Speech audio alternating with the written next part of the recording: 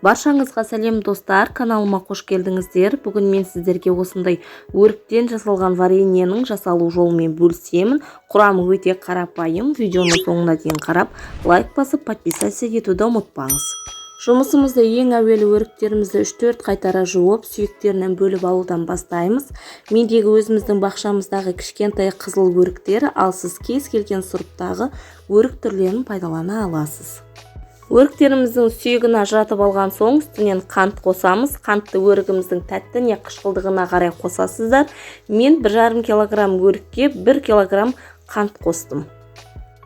Өрігімізге қант қосқан соң кем дегенде 5 сағатқа не жарты тәулікке дейін қалдырып қоямыз. Өрігіміздің суы шығып, қант еру керек. Одан кейін барып газге қойып, жаймендеп қайнатуды бастаймыз. Өрігіміз қайнаған кезде осылай біртіндеп бетіне көбік шыға бастайды. Көбік шыққаннан кейін тағы 15 минуттай газда ұстап қайнатып, астын өшіріп, көбігін сүзіп алып суытуға қоямыз. Банкаларыңыз қысқа жетпей атылып кетпесін десеңіздер, алдын ала қайнап тұрған суда банка менен крышкаларыңызды жақсылап зарарсыздандырып алғандарыңыз дұрыс.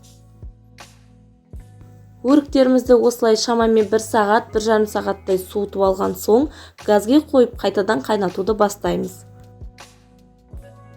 Өрігіміз қайнаған кезде тағы да бетіне көбіктер шыға бастайды. Көбік шығып бастаған соң 15 минуттай тағы қайнатып, бетіндегі көбігін алып тастасаңыз болады.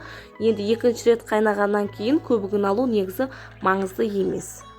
Өрігіміз екінші рет қайнап шыққан соң отын сөндіріп, алдын ала зарарсыздандырған банкілерге құйып, арнайы банк жауатын құрылғы арқылы крышкаларын бұрай отырып, банкілерімізді біртіндеп жауып тастаймыз. Ал достар, осымен қысқа арналған вареньелеріміз дайын. Сіздерге ұнаса міндетті түрде жасап көріңіздер. Лайк басып, подписаться етіп қолдай жүріңіздер.